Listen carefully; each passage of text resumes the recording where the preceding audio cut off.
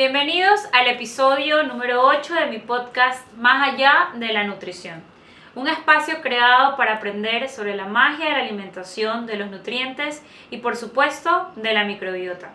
En este episodio vamos a hablar sobre qué es la resistencia a la insulina, también llamada y conocida como prediabetes, y cómo podemos prevenirla, pero sobre todo revertirla a través de la nutrición funcional. No olvides suscribirte a mi canal para poder recibir notificaciones cada vez que tenemos un nuevo episodio. Y si te gusta, no olvides darle clic a me gusta.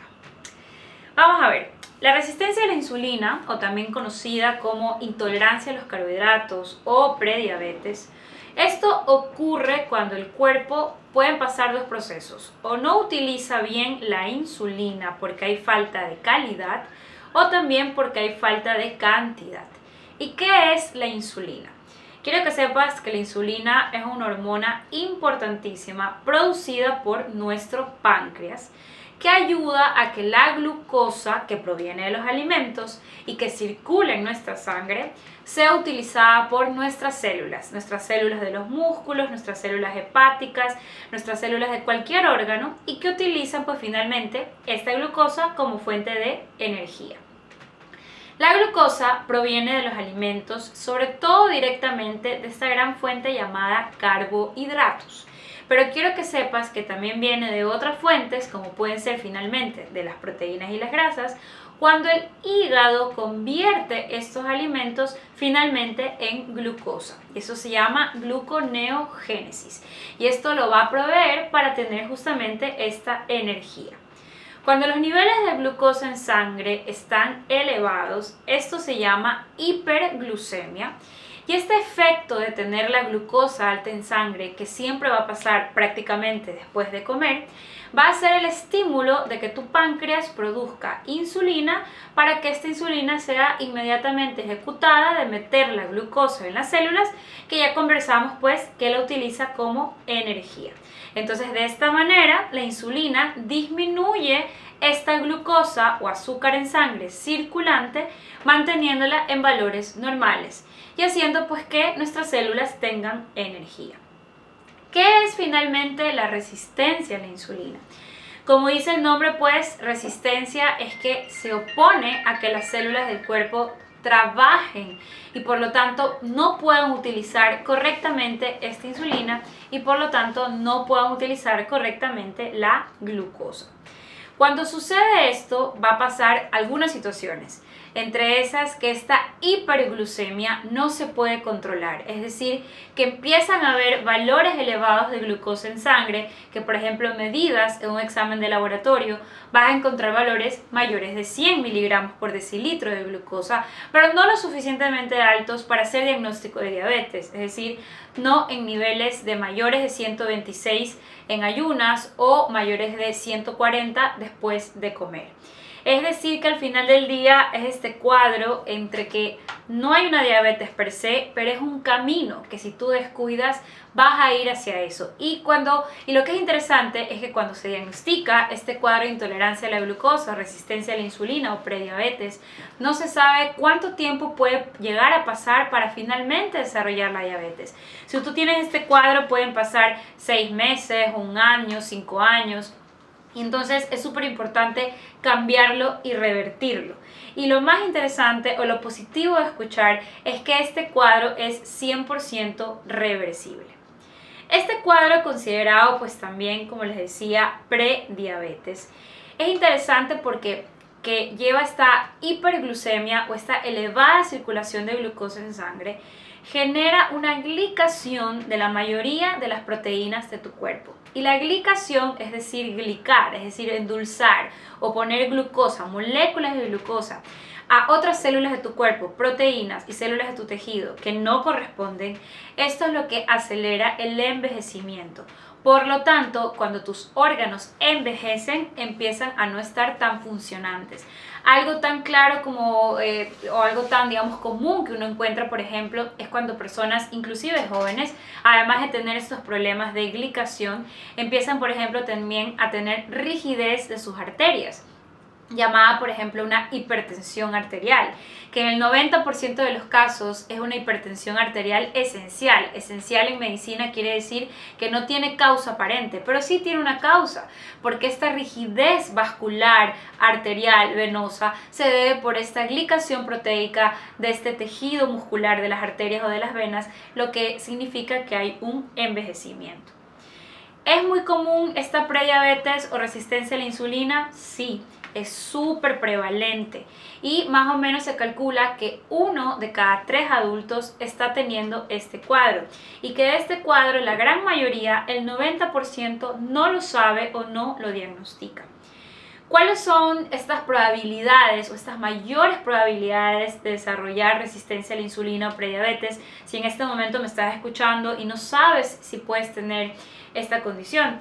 Bueno, sí es cierto que existe mayor predisposición genética a quien los padres han tenido estos cuadros metabólicos, pero quiero que sepas que realmente el que dirige o lleva a este cuadro de prediabetes y finalmente la diabetes tipo 2 es el estilo de vida. Por lo tanto, condiciones o factores como el sobrepeso, la obesidad, el sedentarismo, la falta de ejercicio, el comer mal o tener una alimentación alta en harinas, en lácteos, en jugos de frutas, en procesados, en azúcares, que tengas esta condición o, como te decía, esta predisposición genética de padres o hermanos que ya tienen diabetes, si ya estás teniendo problemas de hipercolesterolemia o hipertriglicéridos o dislipidemias, con aumento de la presión arterial, si ya estás teniendo un aumento del perímetro abdominal o grasa abdominal, si tienes un historial, si eres mujer, de historia de diabetes gestacional, si tienes también un historial de alguna patología de enfermedad cardíaca o accidente cerebrovascular, si tienes también antecedentes de síndrome de ovario poliquístico, tan común en mujeres inclusive jóvenes, y que además has tenido en tus valores de sangre, empiezas a tener esta disfunción de tener glucosa un poco más elevada, que obviamente no es normal. Entonces, bajo estas características vamos a decir que es muy probable que estés ante un cuadro de esta resistencia a la insulina y prediabetes. ¿Y cuáles son los síntomas? Vamos a tener que hay signos y síntomas. Signos son los que se pueden visualizar fácilmente y pues de pronto va a ser esta obesidad abdominal que he conversado, con un perímetro mayor en mujeres más de 88 centímetros y en hombres más de 102 centímetros a nivel abdominal. Y también, por ejemplo, es muy común que estas personas que tienen hiperglicemia y por lo tanto hiperinsulinemia para intentar compensar esta glucosa alta, es manchas o pigmentación oscura de la piel a nivel del cuello, a nivel de las axilas o a nivel de la ingle. También pasa que se forman unas pequeñas verrugas en estas zonas y todo este cuadro se llama acantosis nigricans con papilomas cutáneos relacionados sobre todo por la hiperinsulinemia que está intentando de revertir pero que no lo logra al bajarte esta glucosa. Y un síntoma también muy claro es que la persona empieza a tener hiperfagia, que es mucha hambre, más hambre de lo normal, o también mucha sed y también mayor producción de orina, que incluso te puede levantar en la madrugada a orinar de una forma pues obviamente fuera de lo normal, que es decir que ya te interrumpe incluso la calidad de sueño, que no estás durmiendo bien porque tienes que levantarte a orinar. Es importante que este diagnóstico se hace pues en una consulta a través de un examen bioquímico, pero lo más importante, como siempre lo digo, es la clínica, es decir, la sintomatología. ¿Puedo utilizar exámenes de sangre que lo comprueben? Sí, muchas veces los exámenes de sangre lo reconfirman. Entonces, sí es importante saber que esto tiene que ser dirigido. Hay que hacer una medición de la glucosa en ayunas, hay que hacer una medición de la insulina, una medición del OMAIR, que es el valor que me va a dar más referencia de cuánta resistencia a la insulina hay. Y también recomiendo hacer una medida de la hemoglobina glicosilada. Con estos 4 valores, y por ahí depende el caso, puedo mandar a medir fructosamina. Tomo la decisión de en qué nivel de cuadro está la resistencia a la insulina y por lo tanto qué tengo que hacer al respecto. Las personas con prediabetes o con este estado de la resistencia a la insulina tienen hasta un 50-70% de probabilidad de desarrollar diabetes en los próximos 5 años. Por lo tanto, sí que es importante tomar medidas de control para revertirlas y por supuesto a través de la mejor herramienta que es la nutrición.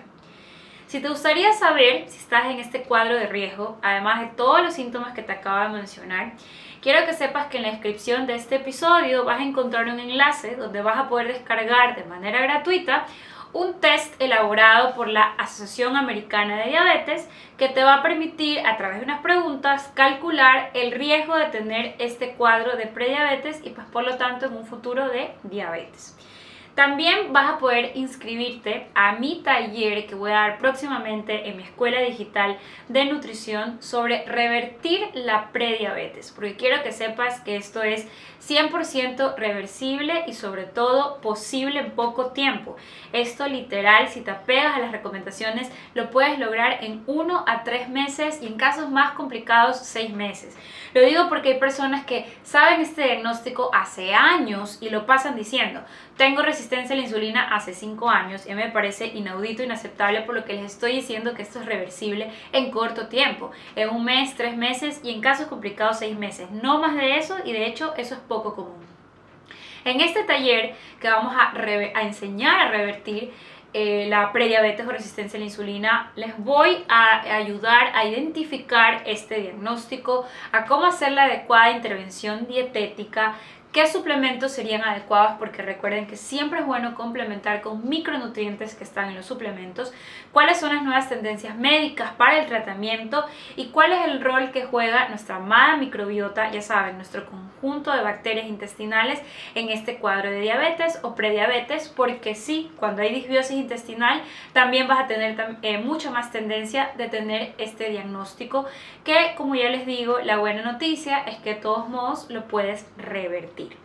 Ya sabes que si quieres saber más información, te espero en mis redes sociales, @doctora María José Viteri, y también en mi página de mi escuela digital. Hay variantes cursos que te pueden educar y enseñar al respecto, pero sobre todo para que lo utilices como prevención y no sufras de estas patologías. Nos vemos en nuestro próximo episodio y recuerden estar siempre atentos a más información.